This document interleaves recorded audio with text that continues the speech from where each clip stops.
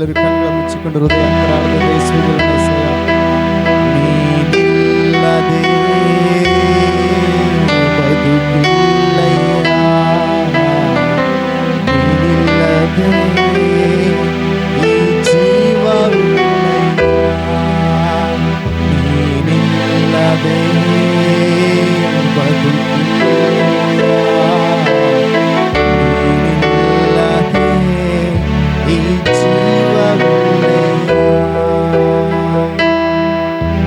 ಸ್ತೋತ್ರಪ್ಪ, ಪರಿಶುದ್ಧನೇ, ಸರ್ವಶಕ್ತನಾದ ದೇವರೇ, ಕರ್ತನೇ, ಏಳು ಸಮಯಕ್ಕಾಗಿ ಸ್ತೋತ್ರಗಳನ್ನು ಸಲ್ಲಿಸ್ತೇವಪ್ಪ.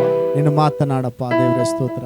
ಸಂಪೂರ್ಣವಾಗಿ ನಮ್ಮನ್ನು ಒಪ್ಪಿಸಿಕೊಡುತ್ತೇವೆ, ನೀನೇ ಮಾತನಾಡಬೇಕೆಂಬುದಾಗಿ ಪ್ರಾರ್ಥಿಸುತ್ತಾ ದೇವ, ನಮ್ಮನ್ನು ನಾವು ತಗ್ಗಿಸಿಕೊಳ್ಳುತ್ತೇವೆ, ನೀನೇ ಮಾತನಾಡಿ ಮಹಿಮೆ ಹೊಂದಿಕೊಳ್ಳಬೇಕೆಂಬುದಾಗಿ ಯೇಸುವಿನ ದಿವ್ಯನಾಮದಲ್ಲಿ ನಂಬಿಕೆಯಿಂದ ಪ್ರಾರ್ಥಿಸಿ ಬೇಡಿ ಹೊಂದಿದ್ದೇವೆ, ಜೀವಳ ಪರಲೋಕದ ತಂದೆಯಾದ ದೇವರೇ. ಆಮೇನ್, ಆಮೇನ್, ಆಮೇನ್. ಹಲ್ಲೆಲೂಯಾ. ದೇವರ ಪರಿಶುದ್ಧ ನಾಮಕ್ಕೆ ಸ್ತೋತ್ರವಾಗಲಿ. ಸಮಯದಲ್ಲಿ ನಾವು ದೇವರ ವಾಕ್ಯದ ಕಡೆಗೆ ಹೋಗುವ ಹಾಗೆ ಇವತ್ತು ಸಂದೇಶಕ್ಕಾಗಿ ನಾವು ಆರಿಸಿಕೊಂಡಿರುವಂಥ ವಿಷಯ ದೇವರ ಚಿತ್ತ ಎಂಬುದಾಗಿ. ಆಮೇನ್, ಹಲ್ಲೆಲೂಯಾ. ಎಲ್ಲರೂ ಜೋರಾಗಿ ಹಲ್ಲೆಲೂಯಾ. ಸತ್ಯವೇದ ವಾಕ್ಯವನ್ನು ತಿರುಗಿಸಿ ಯೆಶಾಯನ ಬರೆದ ಗ್ರಂಥ 46ನೇ ಅಧ್ಯಾಯ 10ನೇ ವಚನವನ್ನು ನಾವು ದೇವರ ವಾಕ್ಯದಲ್ಲಿ ನಾವು ನೋಡುವಾಗ ಅಲ್ಲಿ ವಾಕ್ಯವು ಈ ರೀತಿ ಹೇಳ್ತದೆ. ಯೆಶಾಯನ ಗ್ರಂಥ 46ನೇ ಅಧ್ಯಾಯ 10ನೇ ವಚನ, ಆರಂಭದಲ್ಲಿಯೇ ಅಂತ್ಯವನ್ನು ತಿಳಿಸಿದ್ದೇನೆ, ನನ್ನ ಸಂಕಲ್ಪವು ನಿಲ್ಲುವುದು, ನನ್ನ ಇಷ್ಟಾರ್ಥವನ್ನೆಲ್ಲ ನೆರವೇರಿಸುವೆನು ಎಂದು ಹೇಳಿ ಇನ್ನು ನಡೆಯದಿರುವ ಕಾರ್ಯಗಳನ್ನು ಪುರಾತನ ಕಾಲದಲ್ಲಿಯೇ ಅರುಹಿದ್ದೇನೆ. ಎಲ್ಲರೂ ಜೋರಾಗಿ ಹಲ್ಲೆಲೂಯಾ, ಹಲ್ಲೆಲೂಯಾ. ದೇವರಿಗೆ ಸ್ತೋತ್ರ. ಪ್ರೀತಿ ದೇವ್ರ ಮಕ್ಕಳೇ, ದೇವ್ರ ವಾಕ್ಯದಲ್ಲಿ ನಾವು ಗಮನಿಸುತ್ತೇವೆ, ಇವತ್ತು ಮುಂದಾಗುವ ಸಂಗತಿಗಳು ಯಾರಿಗೆ ಗೊತ್ತಿದೆ ಅಂತೇಳಿ ನಾವು ನೋಡುವಾಗ, ಮುಂದೆ ನಡೆಯೋದೇನು ಅನ್ನುವಂಥ ಸಂಗತಿಗಳು ಯಾರಿಗೆ ಗೊತ್ತಿದೆ ಅಂತಂದರೆ ಯಾರಿಗೂ ಗೊತ್ತಿಲ್ಲ ಅಂತೇಳಿ ಮಾನವರು ಸರ್ವಸಾಧಾರಣವಾಗಿ ಹೇಳ್ತಾರೆ. ಆದರೆ ದೇವ್ರ ಮಕ್ಕಳಿಗೆ ಗಮನಿಸ್ರಿ, ದೇವರು ಮಾತ್ರ ತನ್ನ ಚಿತ್ತವನ್ನು ಆತನು ಎಂದಿಗೂ ಮರೆಮಾಚಿಲ್ಲ, ತನ್ನ ಚಿತ್ತವನ್ನು ಆತನು ಪ್ರಕಟಪಡಿಸಿದ್ದಾನೆ. ಹಲ್ಲೆಲೂಯಾ. ತನ್ನ ಇಷ್ಟಾರ್ಥವು ಏನೆಂಬುದಾಗಿ ಆತನು ಪ್ರಕಟಪಡಿಸಿದ್ದಾನೆ, ಆತನ ಸಂಕಲ್ಪವು ಏನೆಂಬುದಾಗಿ ಆತನು ಆರಂಭದಲ್ಲಿಯೇ ಅಂತ್ಯವನ್ನು ತಿಳಿಸಿದ್ದಾನೆ. ಹಲ್ಲೆಲೂಯಾ. ವಾಕ್ಯದಲ್ಲಿ ನಾವು ನೋಡ್ತೇವೆ ಏನಂತಂದರೆ, ಈಗೋ ಆರಂಭದಲ್ಲಿಯೇ ಅಂತ್ಯವನ್ನು ತಿಳಿಸಿದ್ದೇನೆ ಅಂತ ವಾಕ್ಯ ಹೇಳ್ತತೆ. ಹಲ್ಲೆಲೂಯಾ. ಆರಂಭದಲ್ಲಿಯೇ ಏನಾಗಿದೆ? ಅಂತ್ಯವನ್ನು ತಿಳಿಸಿದ್ದೇನೆ. ಹಲ್ಲೆಲೂಯಾ. ನನ್ನ ಸಂಕಲ್ಪವು ನಿಲ್ಲುವುದು, ನನ್ನ ಇಷ್ಟಾರ್ಥವನ್ನೆಲ್ಲ ನೆರವೇರಿಸುವೆನೆಂಬುದಾಗಿ. ಹಾಗಾದರೆ ದೇವ್ರ ವಾಕ್ಯದಲ್ಲಿ ನೋಡ್ತೇವೆ, ದೇವರು ಪ್ರಾರಂಭದಲ್ಲಿಯೇ ಅಂತ್ಯವನ್ನು, ಪ್ರಾರಂಭದಲ್ಲಿಯೇ ಮುಂದಾಗುವ ಸಂಗತಿಗಳನ್ನು ಆತನು ತಿಳಿಸಿದ್ದಾನೆ ಪ್ರೇಯರೆ. ಆಮೇನ್, ಹಲ್ಲೆಲೂಯಾ. ಹೇಗೆ ನಾವು ನೋಡುವಾಗ ಉದಾಹರಣೆಯಾಗಿ ನಾವು ನೋಡಿಕೊಳ್ಳೋಣ. ದೇವರು ಆದಾಮ ಅವರನ್ನು ಒಂದು ಅದ್ಭುತವಾದ ರೀತಿಯಿಂದ ಅವರನ್ನು ಸೃಷ್ಟಿ ಮಾಡಿ ಆದಮೇಲೆ ನಿಮಗೆಲ್ಲರಿಗೂ ಗೊತ್ತಿರುವಂಥ ಕತೆ ಏನಂತಂದರೆ, ಆದಾಮ ಅವ್ವ ಪಾಪ ಮಾಡಿದರು. ಹಲ್ಲೆಲೂಯಾ. ಆದಾಮ ಅವ್ವ ಏನು ಮಾಡಿದರು? ಪಾಪ ಮಾಡಿ ದೇವರಿಂದ ಅವರು ದೂರವಾದರು. ಆವಾಗ ದೇವರು ಮತ್ತೆ ಅವ್ರನ್ನ ಹುಡುಕಿಕೊಂಡು ಬಂದು ಈ ರೀತಿಯಾಗಿ ಕೇಳ್ತಾನೆ, ಏನಂತಂತಂದರೆ, ನೀವು ತಿನ್ನಬಾರ್ದು ಅಂತ ನಾನು ತಿನ್ನಬಾರ್ದಂತ ಹೇಳಿದ ಹಣ್ಣನ್ನು ನೀವು ತಿಂದ್ರ ಅಂತ ಕೇಳಿದ್ರೆ ಅವರು ಒಪ್ಪಿಕೊಳ್ಳೋದೆ ಒಬ್ಬರ ಮೇಲೆ ಒಬ್ಬರು ಹಾಕುವಂಥ ಸಂದರ್ಭದಲ್ಲಿ ದೇವರು ಅಲ್ಲಿ 3 ಜನಕ್ಕೂ ಕೂಡ ಮಾತನಾಡ್ತಾನೆ. ಆದಾಮನ ಹತ್ರ ಮಾತನಾಡ್ತಾನೆ, ಅವಳ ಹತ್ರನೂ ಮಾತನಾಡ್ತಾನೆ, ಮಾತ್ರವಲ್ಲದೆ ಸರ್ಪದ ಹತ್ರ ಕೂಡ ಮಾತನಾಡಿ ಈ ರೀತಿಗೆ ಹೇಳ್ತಾನೆ, ಏನಂತಂದರೆ, ನಿನ್ನ ಈಕೆಯ ಸಂತಾನ, ಸ್ತ್ರೀಯಲ್ಲಿ ಒಂದು ಸಂತತಿ ಜನಿಸ್ತತೆ, ಆ ಜನಿಸಿದ ಸಂತತಿ ನಿನ್ನ ತಲೆಯನ್ನು ಜಜ್ಜುವುದು. ಹಲ್ಲೆಲೂಯಾ. ನೀನು ಅದರ ಇಮ್ಮಡಿಯನ್ನು ಕಚ್ಚುವೆ, ಆದರೆ ಆ ಸಂತತಿ ನಿನ್ನ ತಲೆಯನ್ನು ಜಜ್ಜುವುದು ಎಂಬುದಾಗಿ ದೇವರು ಯಾವಾಗ ತಿಳಿಸ್ತಾನಂದರೆ ಪ್ರಾರಂಭದಲ್ಲಿಯೇ ಅದನ್ನು ತಿಳಿಸ್ತಾನೆ ಪ್ರೇಯರೆ. ಆಮೇನ್, ಹಲ್ಲೆಲೂಯಾ. ಹಾಗಾದರೆ ಸ್ತ್ರೀಯಲ್ಲಿ ಒಂದು ಸಂತಾನ ಜನಿಸಿ ಬರಲಿಕ್ಕಿದೆ. ಜನಿಸಿ ಬಂದಂಥ ಸಂತಾನ ಆ ಒಂದು ಸರ್ಪದ ತಲೆಯನ್ನು ಜಜ್ಜಲಿಕ್ಕಿದೆ ಎಂಬುದಾಗಿ ದೇವರು ಪ್ರಾರಂಭದಲ್ಲಿ ತನ್ನ ಇಷ್ಟವನ್ನ, ತನ್ನ ಚಿತ್ತವನ್ನ, ತನ್ನ ಸಂಕಲ್ಪವನ್ನ ದೇವರು ತಿಳಿಸುತ್ತಾನೆ ಪ್ರೇಯರೆ. ಹಲ್ಲೆಲೂಯಾ. ಹಾಗಾದ್ರೆ ಯೇಸು ಸ್ವಾಮಿ ಮತ್ತು ಆತನು ಮನುಷ್ಯನಾಗಿ ಈ ಲೋಕಕ್ಕೆ ಇಳಿದು ಬಂದಾಗ ಅದು ಕೂಡ ಮೊದಲೇ ಪ್ರವಾದನೆಯಾಗಿ ಬರೆಯಲ್ಪಟ್ಟಿತ್ತು. ಯೆಶಾಯನ ಗ್ರಂಥದಲ್ಲಿ 53ನೇ ಅಧ್ಯಾಯ 10ನೇ ವಚನ ಅಲ್ಲಿ ಹೇಳ್ತದೆ, ಅವನನ್ನು ಜಜ್ಜುವುದು ಯೆಹೋವನ ಸಂಕಲ್ಪವಾಗಿತ್ತು ಅಂತ ಹೇಳ್ತದೆ. 53:10 ವಾಕ್ಯ ಈ ರೀತಿ ಹೇಳ್ತದೆ, ಅವನನ್ನು ಜಜ್ಜುವುದು ಯೆಹೋವನ ಸಂಕಲ್ಪವಾಗಿತ್ತು. ಅದರ ಅರ್ಥ, ಯಾವಾಗ ಯೇಸು ಸ್ವಾಮಿ ಕಲ್ವಾರಿ ಶಿಲ್ಬೆ ಮೇಲೆ ಜಜ್ಜಲ್ಪಡ್ತಾನೋ ಆವಾಗಲೇ ಸೈತಾನನ ತಲೆ ಜಜ್ಜಲ್ಪಡುವಂಥದ್ದಾಗಿದೆ. ಯಾವಾಗ ಯೇಸು ಸ್ವಾಮಿ ಕಲ್ವಾರಿ ಶಿಲ್ಬೆ ಮೇಲೆ ಆ ಜಜ್ಜಲ್ಪಡ್ತಾನೋ, ಪ್ರಾಣ ಕೊಡ್ತಾನೋ, ಆವಾಗ ಮಾನವ ಸಂತಾನಕ್ಕೆ ಒಂದು ಪಾಪ ಪರಿಹಾರ ಲಭಿಸುವಂಥದ್ದಾಗಿದೆ. ಇದು ಯೆಹೋವನ ಸಂಕಲ್ಪವಾಗಿತ್ತು. Amen, hallelujah. ಅದಕ್ಕೆ ಹೇಳ್ತದೆ ವಚನ, ಅವನನ್ನು ಜಜ್ಜುವುದು ಯೆಹೋವನ ಸಂಕಲ್ಪವಾಗಿತ್ತು. ಹಲ್ಲೆಲೂಯಾ. ಮತ್ತು ಆತನು ಅವನನ್ನು ವ್ಯಾಧಿಯಿಂದ ಬಾಧಿಸಿ ಹೀಗೆಂದುಕೊಂಡನು, ಇವನು ತನ್ನ ಆತ್ಮವನ್ನು ಪ್ರಾಯಶ್ಚಿತ್ತ ಯಜ್ಞಕ್ಕಾಗಿ ಒಪ್ಪಿಸಿದ ಮೇಲೆ ತನ್ನ ಸಂತಾನವನ್ನು ನೋಡುವನು, ಚಿರಂಜೀವಿಯಾಗುವನು. ನನ್ನ ಸಂಕಲ್ಪವು ಇವನ ಕೈಯಿಂದ ನೆರವೇರುವುದು. ಎಲ್ಲರೂ ಜೋರಾಗಿ ಒಂದ್ಸಾರಿ ಹಲ್ಲೆಲೂಯಾ, ಹಲ್ಲೆಲೂಯಾ. ದೇವರ ಒಂದು ಸಂಕಲ್ಪ ಏನಾಗಿತ್ತಂದ್ರೆ, ಮಾನವನು ನಿತ್ಯ ನರಕಕ್ಕೆ ಹೋಗದೆ ಆ ನಿತ್ಯ ನರಕದಿಂದ ತಪ್ಪಿಸಿಕೊಂಡು ದೇವರ ಬಳಿಗೆ ಪುನಃ ಬರಬೇಕು. ಯಾವ ಮಾನವ ದೇವರ ಅನ್ಯೋನ್ಯತೆಯಿಂದ ದೂರ ಹೋದ್ನೋ, ಯಾವ ಮಾನವ ದೇವರ ಪ್ರೀತಿಯಿಂದ ದೂರ ಹೋದ್ನೋ, ಯಾವ ಮಾನವ ದೇವರ ಮಹಿಮೆಯಿಂದ ದೂರ ಹೋದ್ನೋ, ಅದೇ ಮಾನವನು ತಿರುಗಿ ದೇವರ ಬಳಿಗೆ ಬರಬೇಕು ಎನ್ನುವಂಥದ್ದು ದೇವರ ಸಂಕಲ್ಪವಾಗಿತ್ತು. ಹಾಗಾದರೆ ದೇವರ ಬಳಿಗೆ ಬರುವುದಕ್ಕೆ ಅಲ್ಲಿ ಅಡ್ಡಗೋಡೆ ಇತ್ತು. ಯಾವ ಅಡ್ಡಗೋಡೆ ಅಂತಂದ್ರೆ ಪಾಪ ಎಂಬ ಅಡ್ಡಗೋಡೆ ಇತ್ತು. ಹಲ್ಲೆಲೂಯಾ. ಮನುಷ್ಯರನ್ನು ದೇವರನ್ನು ಅಗಲಿಸಿದ್ದು ಈ ಪಾಪ ಎಂಬ ಅಡ್ಡಗೋಡೆ. ಈ ಅಡ್ಡಗೋಡೆಯನ್ನ ಹೊಡಿಬೇಕಂತಂದ್ರೆ ಒಬ್ಬ ಪಾಪ ಇಲ್ಲದಂಥವನು ಭೂಮಿಯಲ್ಲಿ ಜನಿಸಬೇಕಾಗಿತ್ತು. ಆದ್ರಿಂದ ನಾವು ದೇವ್ರ ವಾಕ್ಯದಲ್ಲಿ ನೋಡ್ತೇವೆ, ಒಬ್ಬನಾದರೂ ನೀತಿವಂತನು ಇಲ್ಲ, ಒಬ್ಬನಾದರೂ ಇಲ್ಲ, ಎಲ್ಲರೂ ತಪ್ಪು ಮಾಡಿದವ್ರೆ. ಯಾಕೆ ಹೇಳ್ರಿ ಎಲ್ಲರೂ ತಪ್ಪು ಮಾಡಿದವ್ರೆ? ಯಾರೋ ಒಬ್ರು ಹೇಳಿದ್ರು, ಸರ್ ನಾನು ಯಾವ ಪಾಪ ಮಾಡಿಲ್ರಿ ಸರ್ ಅಂತ. ಹಲ್ಲೆಲೂಯಾ. ಹಲೋ, ಎಕ್ಸ್ಕ್ಯೂಸ್ ಮೀ, ಮನುಷ್ಯನು ತಾಯಿಯ ಗರ್ಭದಿಂದ ಹುಟ್ಟಿದಾಗಿಂದನೇ ಪಾಪಿಯಾಗಿದ್ದಾನೆ. ಹಲ್ಲೆಲೂಯಾ. ಮನುಷ್ಯನು ತಾಯಿಯ ಗರ್ಭದಲ್ಲಿ ಹುಟ್ಟಿದ ಅಂದಿನಿಂದಲೇ ಪಾಪಿಯಾಗಿದ್ದಾನೆ. ಅದಕ್ಕೆ ವಾಕ್ಯ ಹೇಳ್ತದೆ, ನೀತಿವಂತನಿಲ್ಲ, ಒಬ್ಬನಾದ್ರಿಲ್ಲ, ಎಲ್ಲರೂ ದಾರಿ ತಪ್ಪಿ ನಡೆಯುವವರೇ. ಹಲ್ಲೆಲೂಯಾ. ಯಾಕೆ ಹೇಳ್ರಿ ಒಬ್ಬನಾದ್ರೂ ನೀತಿವಂತನಿಲ್ಲ ಅಂತಂದ್ರೆ, ಮೊದಲನೇ ಮಾನವ ಆದಾಮ ಅವರೇ ಏನ್ ಮಾಡಿಬಿಟ್ರು? ತಪ್ಪು ಮಾಡಿದ್ರು. ಈ ಜಗತ್ತಿನಲ್ಲಿ ಎಲ್ಲರೂ ಕೂಡ ಆದಾಮ ಅವರಿಂದಲೇ ಹುಟ್ಟಿದವರು. ಆದ್ರಿಂದ ಹಲ್ಲೆಲೂಯಾ, ಅದರಿಂದಲೇ ಯಾರು ಕೂಡ ನೀತಿವಂತರು ಇರಲಿಲ್ಲ. ಈಗ ದೇವರ ಒಂದು ಸಂಕಲ್ಪ ಏನಾಗಿತ್ತು, ಮತ್ತು ದೂರ ಹೋದ ಮನುಷ್ಯನು ಮತ್ತೆ ಹತ್ತಿರಕ್ಕೆ ಬರಬೇಕೆನ್ನುವುದು ದೇವರ ಸಂಕಲ್ಪವಾಗಿತ್ತು. ಆದರೆ ಹತ್ತಿರಕ್ಕೆ ಬರಬೇಕಾದ್ರೆ ಪಾಪ ಎಂಬ ಅಡ್ಡಗೋಡೆ ಕೆಡವಿ ಹಾಕಬೇಕು. ಆ ಅಡ್ಡಗೋಡೆ ಕೆಡವಿ ಯಾವುದರಿಂದ ಕೆಡುತ್ತದಂದರೆ, ಆ ಅಡ್ಡಗೋಡೆ ಈಟಿ, ಕತ್ತಿ ಅಥವಾ ಗುಸಿ, ನಾವೇನು ಆಯುಧಗಳು ಉಪಯೋಗ ಮಾಡ್ತೀವಲ್ಲ, ಅದರಿಂದ ಯಾವುದರಿಂದನೂ ಅದು ಕೆಡವಲ್ಪಡ್ತಿದ್ದಿಲ್ಲ. ಪಾಪವಿಲ್ಲದಂಥ ಪರಿಶುದ್ಧವಾದ ರಕ್ತದಿಂದ ಮಾತ್ರ ಆ ಒಂದು ಅಡ್ಡಗೋಡೆ ಕೆಡವಲ್ಪಡಬೇಕಾಗಿತ್ತು. ಹಲ್ಲೆಲೂಯಾ. ಹಾಗಾದರೆ ಪರಿಶುದ್ಧ ರಕ್ತ ಸುರಿಸಬೇಕಾದ್ರೆ ಭೂಮಿಯಲ್ಲಿ ಯಾವುದು ಪರಿಶುದ್ಧ ಇಲ್ಲ. ಅದಕ್ಕೆ ದೇವರು ವಾಕ್ಯದಲ್ಲಿ ನೋಡ್ತೇವೆ, ದೇವರು ಲೋಕದ ಮೇಲೆ ಎಷ್ಟೋ ಪ್ರೀತಿಯನ್ನಿಟ್ಟು ತನ್ನ ಒಬ್ಬನೇ ಮಗನನ್ನು ಲೋಕಕ್ಕೆ ಕಳಿಸಿಕೊಟ್ಟನು. ಹಲ್ಲೆಲೂಯಾ. ಯಾಕೆ ಆತನನ್ನು ಕಳಿಸಿಕೊಟ್ಟನಂದರೆ, ಆತನನ್ನು ನಂಬುವ ಒಬ್ಬನಾದರೂ ನಾಶವಾಗದೆ ಎಲ್ಲರೂ ನಿತ್ಯ ಜೀವ ಪಡೆಯಬೇಕೆಂದು ಆತನನ್ನು ಕಳಿಸಿಕೊಟ್ಟನು. Hallelujah, hallelujah. ಅದಕ್ಕೆ ಯೇಸು ಸ್ವಾಮಿ, ಆತನು ಗೊತ್ತಿತ್ತು ದೇವರ ಚಿತ್ತ ಏನಾಗಿದೆ, ಆತನ ಸಂಕಲ್ಪ ಏನಾಗಿದೆ ಅಂತೇಳಿ ಆತನು ಈ ಲೋಕದಲ್ಲಿ ಬಂದಾಗ ಏನು ಮಾಡಿದ್ನು ಗೊತ್ತಾ? ಯಾಕೆ ನಾನು ಬಂದಿದ್ದೇನೆ ಎನ್ನುವಂಥದ್ದನ್ನು ಪರಿಪೂರ್ಣವಾಗಿ ಅರ್ಥವನಾಗಿದ್ದನು.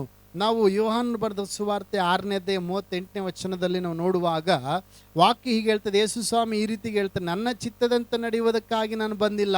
ಎಲ್ಲರೂ ಒಂದ್ಸರಿ ಜೋರಾಗಿ ಹಲ್ಲೆಲೂಯಾ.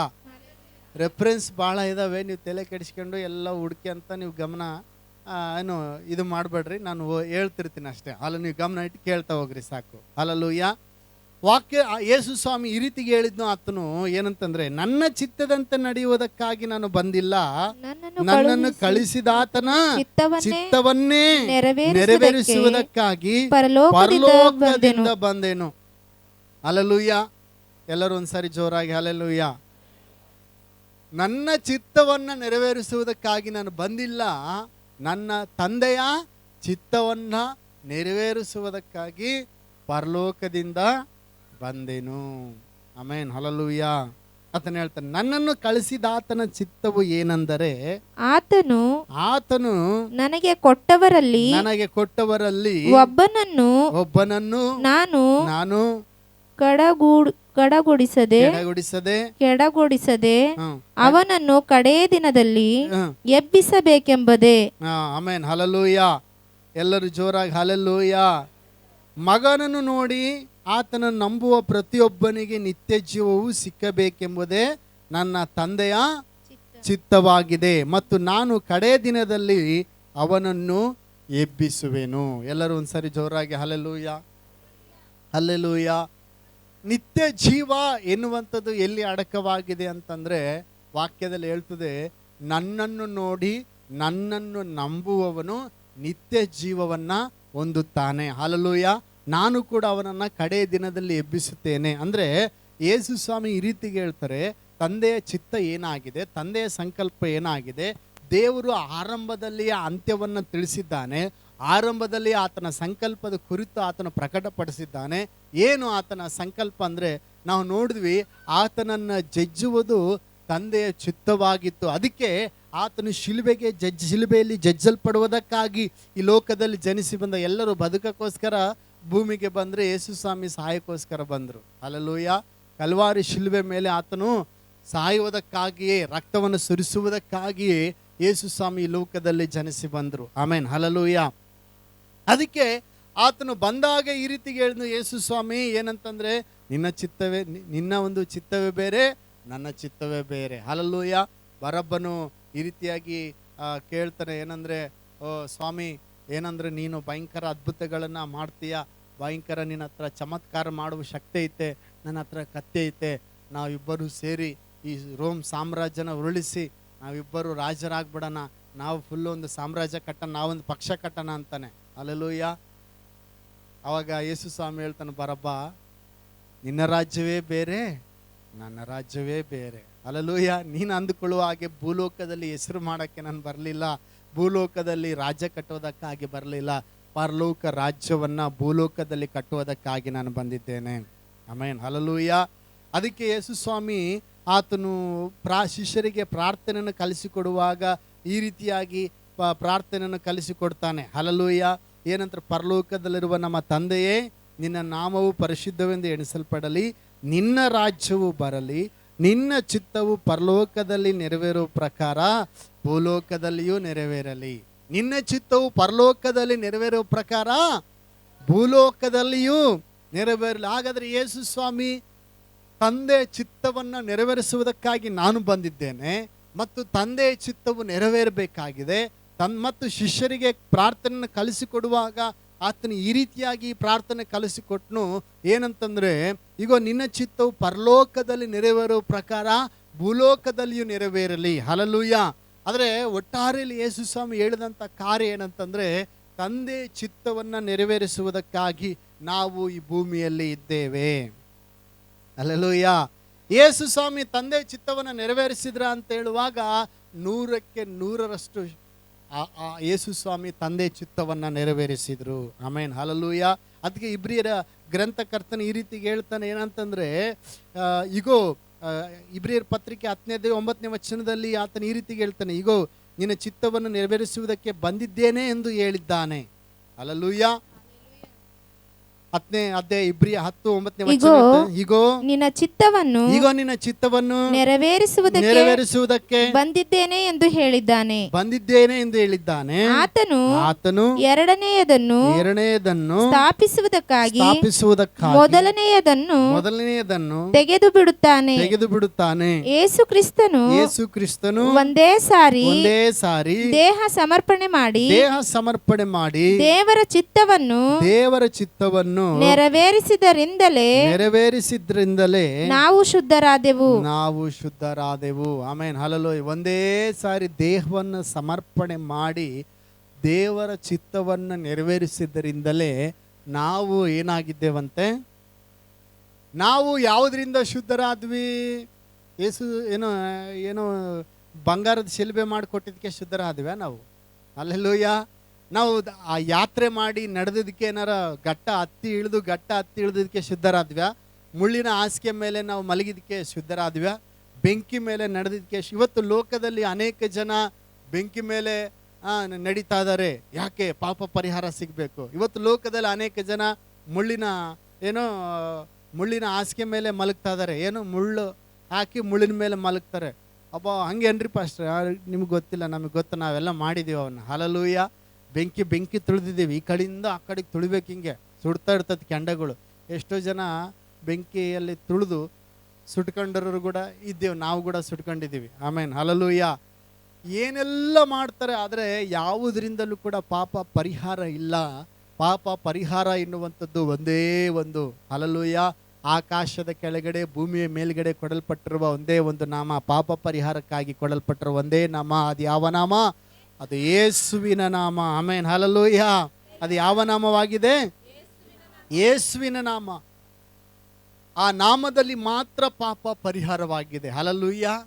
ಆ ನಾಮದಲ್ಲಿ ಮಾತ್ರ ಬಿಡುಗಡೆ. ಯೇಸು ಸ್ವಾಮಿ ಏನು ಮಾಡಿದ್ನು? ಒಂದೇ ಸಾರಿ ತನ್ನ ದೇಹವನ್ನು ಸಮರ್ಪಣೆ ಮಾಡಿ ತನ್ನ ದೇಹವನ್ನು ಬಲಿಗೆ ಒಪ್ಪಿಸಿಕೊಟ್ಟು ತಂದೆ ಚಿತ್ತ ನೆರವೇರಿಸಿದ್ರಿಂದ ನಾವೇನಾಗಿದ್ದೇವೆ? ಶುದ್ಧರಾಗಿದ್ದೇವೆ. ಆಮೇನ್, ಹಲ್ಲೆಲೂಯಾ, ಹಲ್ಲೆಲೂಯಾ.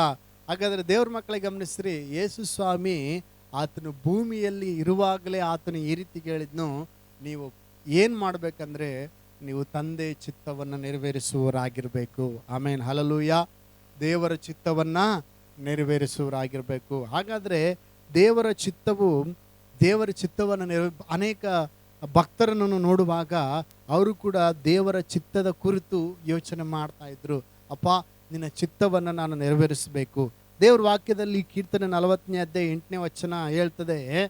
ಕೀರ್ತನೆ 40ನೇ ಅಧ್ಯಾಯ 8ನೇ ವಚನದಲ್ಲಿ ಈ ರೀತಿ ಹೇಳ್ತದೆ, ನನ್ನ ದೇವರೇ, ನಿನ್ನ ಚಿತ್ತವನ್ನು ಅನುಸರಿಸುವುದೇ ನನ್ನ ಸಂತೋಷವು. ನಿನ್ನ ಚಿತ್ತವನ್ನು ಅನುಸರಿಸುವುದೇ ನನ್ನ ಸಂತೋಷವು. ನಿನ್ನ ಧರ್ಮೋಪದೇಶವು ನನ್ನ ಅಂತರಂಗದಲ್ಲಿ ಅದೇ ಅಂದನು. ಆಮೇನ್, ಹಲ್ಲೆಲೂಯಾ. ಎಲ್ಲರೂ ಜೋರಾಗಿ ಹಲ್ಲೆಲೂಯಾ. ದೇವರ ಚಿತ್ತ ಹೇಗೆ ಗೊತ್ತಾಗ್ತತೆ ಅಂತ ಹೇಳುವಾಗ, ದೇವರ ಚಿತ್ತ ಯಾವುದರಿಂದ ಗೊತ್ತಾಗ್ತತೆ ಅಂತ ಹೇಳುವಾಗ ಹೇಳ್ರಿ ನೋಡಮ್, ದೇವ್ರ ಚಿತ್ತ ಹೇಗೆ ಗೊತ್ತಾಗ್ತದೆ ನಮಗೆ? ಈಗ ವಚನ ಓದಿದ್ವಿ, ವಚನ ಓದ್ರಿ ನೋಡಮ್ ಇನ್ನೊಂದ್ಸರಿ. ನನ್ನ ದೇವರೇ, ನಿನ್ನ ಚಿತ್ತವನ್ನು ಅನುಸರಿಸುವುದೇ ನನ್ನ ಸಂತೋಷವು. ನಿನ್ನ ಧರ್ಮೋಪದೇಶವು ನನ್ನ ಅಂತರಂಗದಲ್ಲಿದೆ. ಹಲ್ಲೆಲೂಯಾ. ಸಾಕಮ್ಮ, ಎಲ್ಲರೂ ಜೋರಾಗಿ ಒಂದ್ಸರಿ ಹಲ್ಲೆಲೂಯಾ. ಯಾರಿಗೆ ಗೊತ್ತ್ರಿ ದೇವ್ರ ಚಿತ್ತ ಏನೈತೇನೋ? ಯಾರಿಗೆ ಗೊತ್ತ್ರಿ ದೇವ್ರ ಚಿತ್ತ ಏನಾದನೋ ಏನೋ? ಹಲ್ಲೆಲೂಯಾ. ದೇವ್ರ ಚಿತ್ತ ಹೇಗೆ ಗೊತ್ತಾಗ್ತದೆ ಹೇಳ್ರಿ ನೋಡಮ್ಮ ಒಂದ್ಸರಿ. ದೇವ್ರ ಚಿತ್ತ ಹೇಗೆ ಗೊತ್ತಾಗ್ತತೆ? ಕೇಳ್ಸಕ್ ಹೋದ್ರೆ ಗೊತ್ತಾಗ್ತದ ದೇವ್ರ ಚಿತ್ತ? ಏನೋ ಇಲ್ಲಿ ನೋಡ್ತದ್ರಿ, ಅವ್ರ ಹತ್ರ ಹೋದ್ರೆ ಗೊತ್ತಾಗ್ತದೆ ದೇವ್ರ ಚಿತ್ತ. ಅಲ್ಲಿ ನೋಡ್ತಾರಂತೆ, ಅಲ್ಲಿ ಹೇಳ್ತಾರಂತೆ, ಅಲ್ಲಿ ಹೋದ್ರೆ ಗೊತ್ತಾಗ್ತದ ದೇವ್ರ ಚಿತ್ತ? Hallelujah, hallelujah. ಯಾರೋ ಲೋಕದವರು ಆಡಿದ್ದಾರೆ, ಸತ್ಯ ನಿನ್ನ ಎದುರಲ್ಲುಂಟು, ಬಿಚ್ಚು ನಿನ್ನ ಬುದ್ಧಿಗಂಟ ಅಂತ ಎಲ್ಲೋ ಬಸ್ನೇ ಹೋಗ್ತಾರೆ ಕೇಳಿಸ್ಕೊಂಡೆ. ಹಲ್ಲೆಲೂಯಾ. ನಿಜವಾದ ಸತ್ಯ ಯಾವುದಂದ್ರೆ ಇದಾಗಿದೆ ಪ್ರೇಯರ್. ಆಮೇನ್, ಹಲ್ಲೆಲೂಯಾ. ಇದು ಆರಂಭದಲ್ಲಿಯೇ ಅಂತ್ಯವನ್ನು ತಿಳಿಸುವಂಥದ್ದು ಇದಾಗಿದೆ. ಅಲ್ಲೇ ಉತ್ತರ ಅಲ್ಲೇ ಇತ್ತು ನೋಡ್ರಿ. ನಿನ್ನ ಚಿತ್ತವನ್ನು ಅನುಸರಿಸುವುದೇ ನನ್ನ ಸಂತೋಷ. ಮತ್ತು ಆ ಚಿತ್ತ ಹೇಗೆ ನಮಗೆ ಪ್ರಕಟವಾಗ್ತದಂದರೆ ದೇವರ ವಾಕ್ಯದಿಂದ ಅದು ಪ್ರಕಟವಾಗುವಂಥದ್ದಾಗಿದೆ. ಎಲ್ಲರೂ ಜೋರಾಗಿ ಹಲ್ಲೆಲೂಯಾ. ಎಲ್ಲರೂ ದೇವರ ಚಿತ್ತ ಎಲ್ಲಿ ಬರೆದಿದೆ? ದೇವರ ವಾಕ್ಯದಲ್ಲಿ ಬರೆದಿದೆ. ದೇವರ ಸಂಕಲ್ಪ ಎಲ್ಲಿ ಬರೆದಿದೆ? ದೇವರ ವಾಕ್ಯದಲ್ಲಿ ಬರೆದಿದೆ. ಇವತ್ತು ಯಾರು ಹೇಳುವಾಗಿಲ್ಲ, ಏನದನೇನ್ರಿ ಯಾರಿಗೂ ಗೊತ್ತ್ರಿ ದೇವ್ರ ಚಿತ್ತ. ದೇವ್ರ ಚಿತ್ತ ಏನೈತೇನೋ ಯಾರಿಗೆ ಗೊತ್ತ್ರಿ? ದೇವ್ರ ಚಿತ್ತ ಯಾರು ಬಲ್ಲವರು? ಹಲ್ಲೆಲೂಯಾ. ದೇವ್ರ ಚಿತ್ತ ಯಾರಿಗೆ ಗೊತ್ತದ ಏನೈತೇನೋ? ದೇವ್ರ ಚಿತ್ತ ಏನದನೋ ಏನೋ. ಇವತ್ತು ದೇವ್ರ ಮಕ್ಕಳೇ, ದೇವ್ರ ಚಿತ್ತ ಏನು ಅಂತೇಳಿ ದೇವರು ಆದಿಯಲ್ಲೇ ಆರಂಭದಲ್ಲೇ ಅಂತ್ಯವನ್ನು ಏನು ಮಾಡಿದ್ದಾನೆ? ತಿಳಿಸಿಬಿಟ್ಟಿದ್ದಾನೆ. ಹಲ್ಲೆಲೂಯಾ. ಎಲ್ಲರೂ ಒಂದು ಸಾರಿ ಜೋರಾಗಿ ಹಲ್ಲೆಲೂಯಾ, ಹಲ್ಲೆಲೂಯಾ. ಅದಕ್ಕೆ ಆತನು ಪ್ರಾರ್ಥನೆ ಕಲಿಸುವಾಗಲೂ ಅದನ್ನೇ ಪ್ರಾರ್ಥನೆ ಕಲಿಸಿದ ಏನಂತಂದರೆ, ಪರಲೋಕದಲ್ಲಿ ನೆರವೇರುವ ಪ್ರಕಾರ ನಿನ್ನ ಚಿತ್ತವು ಪರಲೋಕದಲ್ಲಿ ನೆರವೇರುವ ಪ್ರಕಾರ ಭೂಲೋಕದಲ್ಲಿಯೂ ನೆರವೇರಲಿ. ಈ ರೀತಿಯಾಗಿ ಪ್ರಾರ್ಥನೆ ಮಾಡ್ರಿ ಅಂತೇಳಿ ಯೇಸು ಸ್ವಾಮಿ ಆತನ ಶಿಷ್ಯರಿಗೆ ಆತನು ಕಲಿಸಿದನು. ಆಮೇನ್, ಹಲ್ಲೆಲೂಯಾ. ಹಾಗಾದರೆ ಆತನ ಚಿತ್ತ ಏನಾಗಿದೆ ಅಂತೇಳಿ ನೋಡುವಾಗ ಕೆಲವೊಂದು ವಚನಗಳನ್ನು ನಾವು ನೋಡೋಣ. ತಿಮೋತಿಗೆ ಬರೆದ ಮೊದಲನೇ ಪತ್ರಿಕೆ 2ನೇ ಅಧ್ಯಾಯ 4ನೇ ವಚನ. ತಿಮೋತಿಗೆ ಬರೆದ ಪತ್ರಿಕೆ ಮೊದಲನೇ ಪತ್ರಿಕೆ 2ನೇ ಅಧ್ಯಾಯ 4ನೇ ವಚನ. ಮೊದಲನೇ ತಿಮೋತಿ 2:4 ಓದ್ರಿ. ಎಲ್ಲ ಮನುಷ್ಯರು, ಹಲ್ಲೆಲೂಯಾ. ಹೇಳ್ರಿ ದೇವ್ರ ಚಿತ್ತ ಏನಾಗಿದೆ ಕೇಳ್ರಿ. ದೇವ್ರ ಚಿತ್ತ, ನಾನು ಹೇಳ್ದಂಗೆ ಹೇಳ್ರಿ, ದೇವರ ಚಿತ್ತ ಏನಾಗಿದೆ? ದೇವರ ಚಿತ್ತ ಏನಾಗಿದೆ? ಹಲ್ಲೆಲೂಯಾ. ನಿದ್ದೆ ಮಾಡೋರೆಲ್ಲ ಒಂದ್ಸರಿ ಜೋರಾಗಿ ಹಲ್ಲೆಲೂಯಾ, ಸ್ತೋತ್ರ, ಹಲ್ಲೆಲೂಯಾ. ಇದು ಏನಂತಾರೆ, ಚರ್ಚು ಒಳ್ಳೆ ಸ್ಥಳ, ಸಭೆ ಅನ್ನುವಂಥದ್ದು ಏನಾಗಿದೆ? ಒಳ್ಳೆ ಸ್ಥಳವಾಗಿದೆ. ಓದ್ರಿ, ವಾಕ್ಯ ಓದ್ರಿ. ಎಲ್ಲ ಮನುಷ್ಯರು ರಕ್ಷಣೆಯನ್ನು ಹೊಂದಿ ಸತ್ಯದ ಜ್ಞಾನಕ್ಕೆ ಸೇರಬೇಕೆಂಬುದು ಆತನ ಚಿತ್ತವಾಗಿದೆ. ಎಲ್ಲರೂ ಎಲ್ಲ ಮನುಷ್ಯರು ಒಂದು ಸಾರಿ ಹೇಳ್ರು ನೋಡಮ್ಮ. ಎಲ್ಲ ಮನುಷ್ಯರು. ಸರ್ ನಮ್ಮ ಮಕ್ಕಳು ರೀ, ನಿಮ್ಮ ಮಕ್ಕಳು ಕೂಡ. ಹಲ್ಲೆಲೂಯಾ. ಸರ್ ನಮ್ಮ ಮಕ್ಕಳು ರಕ್ಷಣೆ ಹೊಂದೋ ದೇವ್ರ ಚಿತ್ತನ? ದೇವ್ರ ಚಿತ್ತ ಏನ್ರಿ? ದೇವರು ಸಂಕಲ್ಪ, ದೇವರಿಗೆ ಆಸೆ. ದೇವ್ರ ಚಿತ್ತ ಏನಂದರೆ ನಿಮ್ಮ ಮಕ್ಕಳು ಕೂಡ ಏನು ಮಾಡಬೇಕು? ರಕ್ಷಣೆ ಹೊಂದಬೇಕು. ಸರ್ ನಮ್ಮ ತಂದೆ ತಾಯಿ, ನಿಮ್ಮ ತಂದೆ ತಾಯಿ ಕೂಡ ರಕ್ಷಣೆ ಹೊಂದಬೇಕು. ಸರ್ ನಮ್ಮ ರಿಲೇಷನ್ ಅದಾರಲ್ಲ ಸರ್, ಅವ್ರು ಕೂಡ ರಕ್ಷಣೆ ಹೊಂದಬೇಕು. ಸರ್ ಆ ಜಾತಿ ಜನ, ಆ ಜಾತಿ ಜನನು, ಈ ಜಾತಿ ಜನ, ಈ ಜಾತಿ ಜನನು, ಆ ಭಾಷೆ ಆಡೋರು, ಸಕಲ ಕುಲ ಜನಾಂಗ ಭಾಷೆಗಳವರು. ಹಲ್ಲೆಲೂಯಾ. ಹೇಳ್ರಿ, ಎಲ್ಲ ಜನರು, ಎಲ್ಲ ಮನುಷ್ಯರು ರಕ್ಷಣೆಯನ್ನು ಹೊಂದಿ ಸತ್ಯದ ಜ್ಞಾನಕ್ಕೆ ಸೇರಬೇಕೆಂಬುದು ಆತನ ಚಿತ್ತವಾಗಿದೆ. ಇವತ್ತು ದೇವರ ಮಕ್ಕಳೇ ಗಮನಿಸ್ರಿ, ದೇವರ ಚಿತ್ತ, ದೇವರ ಉದ್ದೇಶ ಏನಾಗಿದೆ ಅಂದರೆ, ಇವತ್ತು ನೋಡುವಾಗ, ಲೋಕದಲ್ಲಿ ನೋಡುವಾಗ ಅನೇಕ ಜನರು ಸತ್ಯದ ಪರಿಜ್ಞಾನ ಇಲ್ಲದೆ ಇವತ್ತು ಅನೇಕರು ಮೂಢನಂಬಿಕೆಗಳಲ್ಲಿ ಜೀವಿಸ್ತಾ ಇದ್ದಾರೆ. ಇವತ್ತಿಗೂ ಕೂಡ ಅನೇಕರು ಗೊತ್ತಾ, ಪ್ರತಿಯೊಂದು ಕಷ್ಟಗಳು ಬಂದರೂ ಇವತ್ತು ನೀವು ನಂಬ್ತಿರೋ ಬಿಡ್ತಿರೋ ಗೊತ್ತಿಲ್ಲ, ಬಹಳ ಜನ ಇಂಥವರಿದ್ದಾರೆ. ಸಣ್ಣ ಪುಟ್ಟ ಕಷ್ಟಗಳಿಗೂ ಕೂಡ ದೇವರ ಸಮ್ಮುಖದಲ್ಲಿ ಕುಳಿತುಕೊಂಡು ಪ್ರಾರ್ಥಿಸದೆ, ದೇವರ ವಾಕ್ಯವನ್ನು ಓದದೆ, ದೇವರ ಬಳಿಯಿಂದ ಉತ್ತರವನ್ನು ಎದುರು ನೋಡದೆ ಅನೇಕ ಜನರು ಏನು ಮಾಡ್ತಾರೆ ಗೊತ್ತಾ? ಪ್ರಾರ್ಥನೆ ಇಲ್ಲ, ವಾಕ್ಯ ಧ್ಯಾನ ಇಲ್ಲ, ನಿತ್ಯ ಪ್ರಾರ್ಥನೆಗಳಿಲ್ಲ. ಏನು ಮಾಡ್ತಾರೆ ಗೊತ್ತಾ? ಸಣ್ಣ ಪುಟ್ಟ ಕಷ್ಟಗಳು ಬಂದರೆ ಅಲ್ಲಿ ಕೇಳಿಸ್ಕೊಂಬರ್ತೀನಿ ಹೋಗಿ. ಹಲ್ಲೆಲೂಯಾ. ಅಲ್ಲಿ ಒಬ್ರು ನೋಡಾರ ಇದ್ದಾರೆ, ಅಲ್ಲಿ ಹೋಗಿ ನಾನು ಏನು ಮಾಡ್ತೀನಿ, ಅವ್ರ ಹತ್ರ ಕೇಳಿಸ್ಕೊಂಬರ್ತೀನಿ ಅಂತ ಹೋಗೋರು ಇದ್ದಾರೆ. ಹಲ್ಲೆಲೂಯಾ. ದೇವರ ಮಕ್ಕಳೇ ಗಮನಿಸ್ರಿ, ದೇವರು ತನ್ನ ಚಿತ್ತವನ್ನು ನಮಗಾಗಿ ಆತನು ಮೊದಲೇ ಏರ್ಪಡಿಸಿದ್ದಾನೆ. ಅದಕ್ಕೆ ಏನು ಆತನ ಚಿತ್ತ ಅಂತೇಳಿ ನಾವು ನೋಡುವಾಗ ಏನಂದರೆ, ಎಲ್ಲ ಮನುಷ್ಯರು ರಕ್ಷಣೆ ಹೊಂದಿ ಸತ್ಯದ ಜ್ಞಾನಕ್ಕೆ ಸೇರಬೇಕೆಂಬುದು. ಎಂಥ ಜ್ಞಾನಕ್ಕೆ ಸೇರಬೇಕೆಂಬುದು? ಸತ್ಯದ ಜ್ಞಾನ. ಇವತ್ತು ಸತ್ಯದ ಜ್ಞಾನ ಅನೇಕರಿಗಿಲ್ಲ.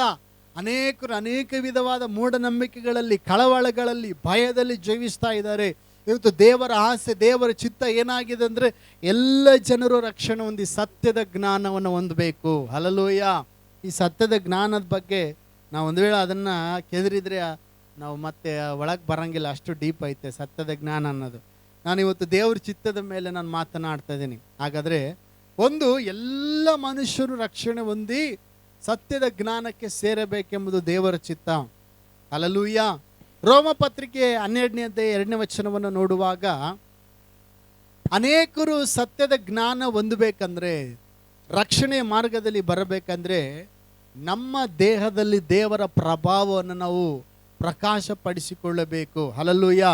ನಾವು ಈ ಲೋಕದಲ್ಲಿದ್ದರೂ ಈ ಲೋಕದ ನಡವಳಿಕೆಯನ್ನು ಅನುಸರಿಸಬಾರದು. 12:2 ಹೇಳ್ತದೆ ವಾಕ್ಯ, ಇಹಲೋಕದ ನಡವಳಿಕೆಯನ್ನು ಅನುಸರಿಸದೆ ನೂತನ ಮನಸ್ಸನ್ನು ಹೊಂದಿಕೊಂಡು ಪರಲೋಕ ಭಾವದವರಾಗಿರಿ. ಹೀಗಾದರೆ ದೇವರ ಚಿತ್ತಕ್ಕನುಸಾರವಾದದ್ದು ಅಂದರೆ ಉತ್ತಮವಾದದ್ದು ಮೆಚ್ಚಿಕೆಯಾದದ್ದು ದೋಷವಿಲ್ಲದ್ದು ಯಾವುದೆಂದು ವಿವೇಚಿಸಿ ತಿಳುಕೊಳ್ಳುವಿರಿ. ಎಲ್ಲರೂ ಜೋರಾಗಿ ಹಲ್ಲೆಲೂಯಾ, ಹಲ್ಲೆಲೂಯಾ. ಇಹಲೋಕ ಭಾವವನ್ನ ಅನುಸರಿಸಿದ್ರೆ ನಿಮಗೆ ದೇವರ ಚಿತ್ತ ಸ್ಪಷ್ಟವಾಗಿ ಗೊತ್ತಾಗಲ್ಲ. ಇಹಲೋಕದ ಭಾವ, ಒಂದು ಎಕ್ಸಾಂಪಲ್, ಉದಾಹರಣೆಯಾಗಿ ಹೇಳ್ತೀನಿ. ಒಬ್ಬ ಹುಡುಗ ಒಂದು ಹುಡುಗಿನ ನೋಡಕ್ಕೆ ಹೋದ ಅಂತ ತಿಳ್ಕೊಳ್ರಿ. ಒಂದು ಉದಾಹರಣೆ, ಎಕ್ಸಾಂಪಲ್ ಅಷ್ಟೇ. ಒಂದು ಹುಡುಗ ಒಂದು ಹುಡುಗಿನ ನೋಡಕ್ಕೆ ಹೋದ ಅಂತ ತಿಳ್ಕೊಳ್ರಿ. ಹುಡುಗಿ ನೋಡೋಕ್ಕೆ ಕರ್ರಗೆ ವಂಕ ಟಂಕ ಟಿಂಕ ಹೆಂಗಂಗೋ ಇದ್ರ ಅಂತ ತಿಳ್ಕೊಳ್ರಿ. ಸುಮ್ಮನೆ ಎಕ್ಸಾಂಪಲ್ ಹೇಳ್ತಾ ಇದ್ದೀನಿ, ಸ್ತೋತ್ರ. ಒಂದು ಉದಾಹರಣೆ. ಆ ಹುಡುಗಿ ಒಳಗಡೆ ಫುಲ್ಲು ಭಯಭಕ್ತಿ ಇತ್ತು, ಒಳ್ಳೆ ಸ್ವಭಾವ ಇತ್ತು, ಒಳ್ಳೆ ಗುಣ ಸ್ವಭಾವ ಇತ್ತು. ಅಂದರೆ ಭಯಭಕ್ತಿ, ಪ್ರಾರ್ಥನೆ ಜೀವಿತ ಎಲ್ಲ ಇತ್ತು. ಆ ಹುಡುಗಿನ ಮಾಡ್ಕೊಳ್ಳೋದೇ ದೇವರ ಚಿತ್ತ ಆಗಿತ್ತು. ಒಂದು ಉದಾಹರಣೆ, ನೀನು ಸೌಂದರ್ಯವನ್ನು ನೋಡದೆ ಏನು ಮಾಡ್ಬೇಕು, ನೀನು ಆ ಒಂದು ಹುಡುಗಿಯನ್ನೇ ಮಾಡ್ಕೋಬೇಕು ಅನ್ನೋದು ದೇವರ ಚಿತ್ತ ಇತ್ತಂತ ಅನ್ಕೊಳ್ರಿ. ಸುಮ್ಮನೆ ಉದಾಹರಣೆ, ಈ ವಿಷಯದಾಗ ಹೇಳ್ತಾ ಇದ್ದೀನಿ. ಅನೇಕ ವಿಷಯಗಳಲ್ಲಿದೆ ದೇವರ ಚಿತ್ತ. ಉದಾಹರಣೆಯಾಗಿ ಇಹಲೋಕದ ನಡವಳಿಕೆಯನ್ನು ಅನುಸರಿಸಿದ್ರೆ, ನೀನು ಇಹಲೋಕಕ್ಕೆ ಅನುಸಾರವಾಗಿದ್ದರೆ ನಾವೇನು ಮಾಡ್ತೀವಿ? ಹುಡುಗಿ ಚಂದಿಲ್ಲ ಕರ್ಗದ, ಚಿಚ್ಚಿ ಬಡ ಅಂತೀವಿ. ಹಲ್ಲೆಲೂಯಾ.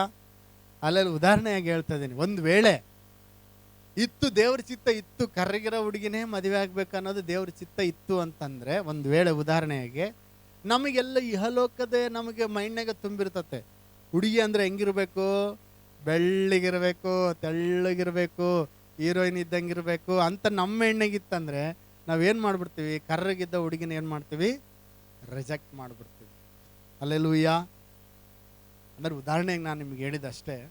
ಇವತ್ತು ಅನೇಕ ವಿಷಯಗಳು ನಾವು ಮಾನಸಿಕ ದೃಷ್ಟಿಯಿಂದ ನೋಡಿ ಅನೇಕರು ಕಳ್ಕೊಳ್ಳುವವರಿದ್ದಾರೆ. ಅನೇಕ ಸಂಗತಿಗಳನ್ನು, ಅನೇಕ ವಿಷಯಗಳನ್ನು, ಅನೇಕ ಆಶೀರ್ವಾದಗಳನ್ನು ಕಳ್ಕೊಳ್ಳುವವರಿದ್ದಾರೆ. ಹಲ್ಲೆಲೂಯಾ.